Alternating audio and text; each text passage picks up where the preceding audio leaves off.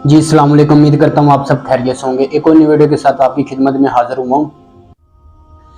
बैतुल मुक़द्दस के हवाले से असल जंग है क्या? यहूदी क्या करना चाहते हैं? बैतुल मुक़द्दस तीन मज़ाहब की मुक़द्दस जगह है। ईसाइयों के लिए यस्सु मसीह की विलादत की जगह है, मुसलमानों का किबला अव्वल है और यहूदियों के लिए हैकल सुलेमानी है। जी इसके हवाले से मैं आपको बताने जा रहा हूँ कि असल जंग है क्या। जी शुरू करते हैं हज़रत इब्राहीम अलैहिस्सलाम से, जिनके दो बेटे थे, इस्माइल और इसहाक। इसहाक अलैहिस्सलाम के बेटे थे हज़रत यकूब। यहीं से कहानी शुरू होती है इसराइल की।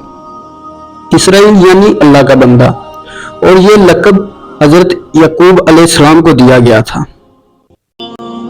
हज़रत यकूब अलैहिस्सलाम जब कफीले मिस्र बने तो आपको हुक्म हुआ कि अपने तमाम खानदान यानी आले यकूब को मिस्र बुलाया जाए और मिस्र की सरजमीन का एक मखसूस हिस्सा उनके लिए मुख्तस किया गया, और अल्लाह की तरफ से कहा गया कि ए आले यकूब, इस सरजमीन में तुम्हारे लिए बरकतें हैं।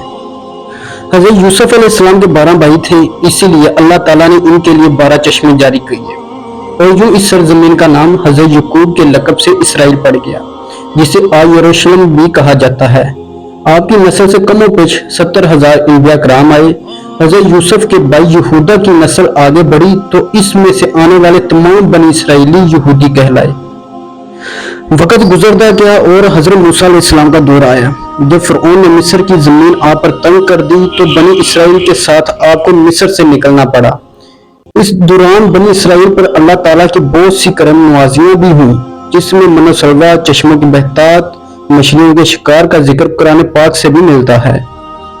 और वहीं हमें एक गाय का जिक्र भी मिलता है, जिनके लोथरे से मुर्दे ने अल्लाह के हुक्म से जिंदा होकर अपने कातिल का बताया। इस गाय की निशानियां अल्लाह ताला ने कुरान पाक में बयान फरमाई, जो कि एक सुर्ख माल रंगत की गाय थी, और ऐसी गायें आज भी यहूदियों के नजदीक मुकद्दस मानी जाती है।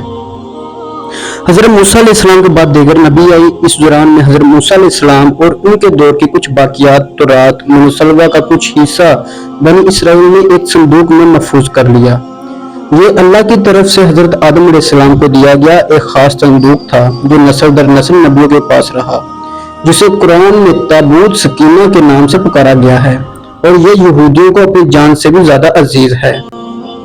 हज़रत दाऊद ने जब जालूत को हरा कर इससे ताबूत सकीना हासिल किया तो यूं बनी इसराइल ने इन्हें नबी तस्लीम कर लिया, और हज़रत दाऊद अलैहिस्सलाम ने इस संदूक की हिफाजत के लिए एक हैकल तामीर करवाना शुरू किया, जो कि इनकी जिंदगी में मुकम्मल ना हो सका। उनके बेटे हज़रत सुलेमान अलैहिस्सलाम ने जन्नात की मदद से इसको मुकम्मल करवाया, और इसी दौरान में आपकी वफात हो गई। इसी वजह से इसे हैकल सुलेमानी कहा जाता है। बादिज़ां बाबर के बादशाह बख्त नसर ने इसराइल पर हमला किया और हैकल सुलेमानी को भी गिरा दिया, और ताबूत सकीना भी अपने साथ ले गया। साइप्रस दी ग्रेट ने दोबारा ये शहर हासिल किया, यहूदियों को दोबारा यहाँ आबाद किया, और ताबूत सकीना को भी वापस लाया गया। हैकल सुलेमानी एक दफा फिर तमीर किया गया। फिर वक़्त गुजरा और हज़रत ईसा अलैहिस्सलाम की आमद हुई, जिन्हें नाउज़ुबिल्लाह यहूदियों ने दज्जाल, नाजायज और क्या क्या लक़ब दिए। यहाँ से यहूदियों में से दो अलग कौमें हो गई, एक यहूदी और दूसरे ईसाई। यहूदियों ने साजिश करके हज़रत ईसा अलैहिस्सलाम को सलीब पर चढ़ाना चाहा, और अल्लाह ताला ने इन्हें अपने पास उठा लिया।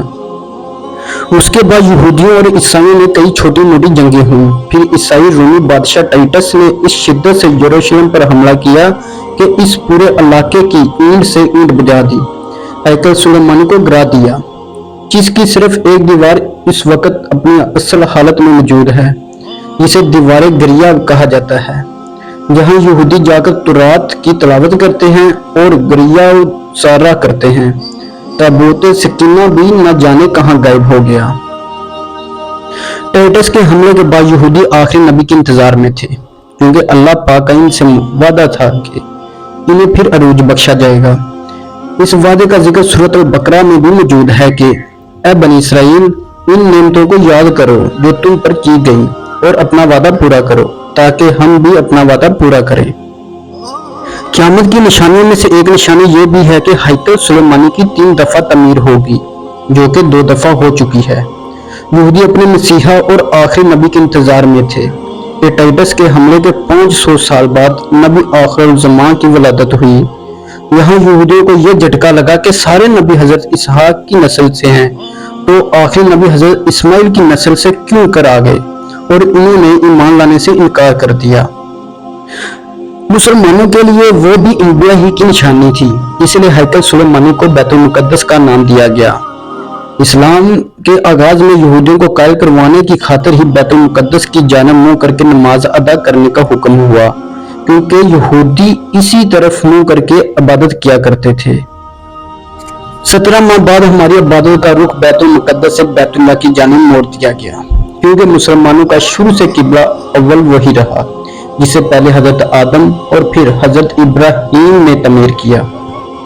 हजरत उमर रज़ियल्लाहु तआला अन्हा के दौरे हुकूमत में इसराइल यानी यरूशलेम पर ईसाइयों का कब्जा था। बैतुल मुकद्दस के ही हाथे में इन्होंने गिरजाघर तमीर किया हुआ था, और ऐन ताबूत सकीना वाली जगह वो कचरा फेंका करते थे यहूदियों की नफरत में। यरूशलेम की फतह के वक्त हजरत उमर रज़ियल्लाहु तआला अन्हा वहां गए तो ईसाइयों पर बरहम हुए। वहां सफाई करवा कर मस्जिद तमीर करवाई, और कुरान में मौजूद मराज वाले वाक़े की निस्बत से इस मस्जिद को अक्सा का नाम दिया। यहूदियों की दीवार गरिया भी इसी अहाते में मौजूद थी, तो ज़ायरीन की हैसियत से इन्हें भी वहां आने की इजाजत दे दी गई। खिलाफत अब्बासिया तक यरूशलेम एक मुस्लिम शहर रहा।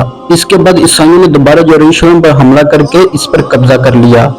सलाहुद्दीन अय्यूबी ने ईसाइयों के खिलाफ 50 से ज्यादा जंगें करके बैतुल मुकद्दस दोबारा हासिल किया, और फिर 700 सालों तक यह खिलाफत उस्मानिया के ज़ेर सल्तनत रहा। यहूदियों को भी दीवार गरिया तक अपने मजहबी दामात की आज़ादी रही, और यहूदी आसा फिर यरूशलेम में आबाद होना शुरू हो गए। इस दौरान में कई बार इन्होंने खिलाफत उस्मानिया के सुल्तान को पैसों के और यरूशलेम इन्हें सौंपने का लालच दिया, लेकिन नाकाम रहे। और फिर दूसरी जंग अज़ीम में ईसाई सिपाही हिटलर ने चुन चुन कर यहूदियों को मारा। करीबन 60 लाख के करीब यहूदियों का कत्ले आम किया गया, और ये दरबदर भागने पर मजबूर हो गए। इस दौरान में इन्हें ये अंदाजा हो चुका था कि इन्हें अब खुद अपनी पहचान बनानी है, और बाइबल में मौजूद यहूदियों के आखिरी अरूज से कबल वाली कई निशानियां भी ज़ाहिर हो चुकी थी, और वो ये तस्लीम कर चुके थे कि इनका आखिरी मसीहा दज्जाल होगा, जिसकी बदौलत पूरी दुनिया में इनका दोबारा बोलबाला होगा। इन्होंने बरतानिया से साजबाज करके खुद को अलग रियासत तस्लीम करवा लिया। यूं इसराइल बाकायदा एक मुल्क की सूरत में दुनिया के नक्शे पर उभरा।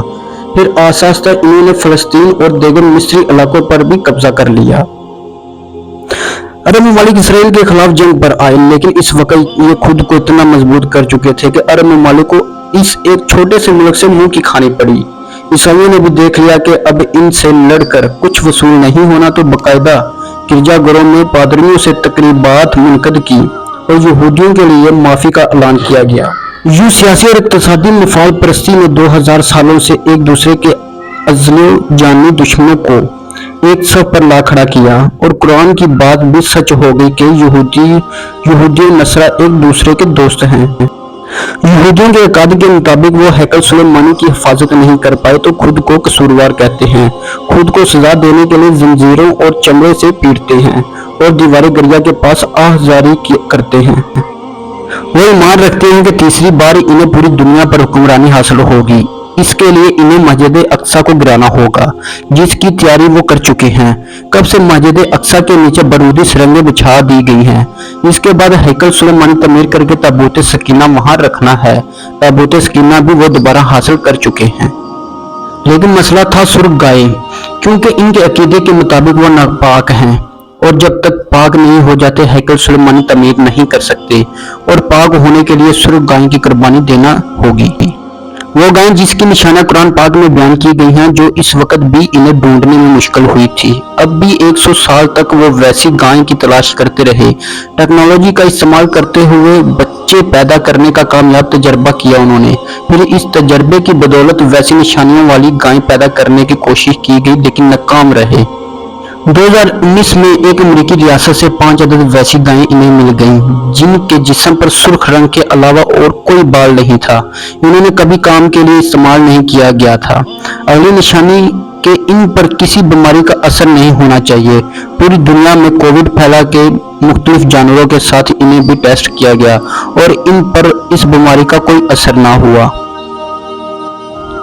अगर कुर्ब क़यामत और दज्जाल के ज़ुहूर वाली तमाम तर तैयारियां वो मुकम्मल कर चुके हैं। अपनी मर्जी के डॉक्टर, इंजीनियर बच्चे पैदा करना, 9D टेक्नोलॉजी की मदद से एक जगह होते हुए कई जगह मौजूद रहना, अपनी मर्जी के मौसम बनाना, जब चाहो बारिश बरसा देना, चंद दिनों में पूरी दुनिया घूम लेना, ये सब दज्जाली निशानियां हैं जो आज के दौर में कोई मुश्किल काम नहीं।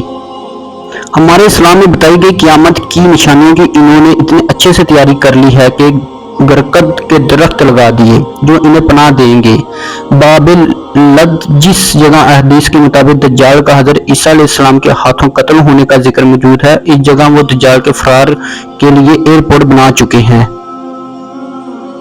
ये सब तो कुर्बत क़यामत की निशानियां हैं और हैकल सुलेमानी में भी बनकर रहना है। फिर असल जंग क्या है? असल जंग अकायद की है। हम अपने अकायद में इस कदर कमजोर हो चुके हैं कि नमाज पढ़ें या ना पढ़ें हमें फर्क नहीं पड़ता। अपने बहन भाइयों का हक खाकर खुशी महसूस करते हैं और फिरकों के खराफात में भी उलझे हुए हैं। फलस्तीनियों के लिए सिवाय दुआ और एहतजाज के हम क्या कर सकते हैं? क्या हम अपने अकायद में इतने मजबूत हैं कि डॉलर के बहकामे में ना आए? क्या हम यहूदियों के मुकाबले में निकलने वाले खासा मुजाहिदीन की लिस्ट में आते हैं या बस सोशल मीडिया के तमाशाई हैं? अगर आज दज्जाल ज़ाहिर हो जाए और तौबा का दरवाज़ा बंद हो जाए तो हमारी आखिरत के लिए क्या तैयारी है? सोचिए। उम्मीद करता हूँ आपको वीडियो अच्छी लगी होगी। अल्लाह पाक मुल्क पाकिस्तान की और मुसलमानों की हिफाजत करे। आमीन या रब्बल आलमीन।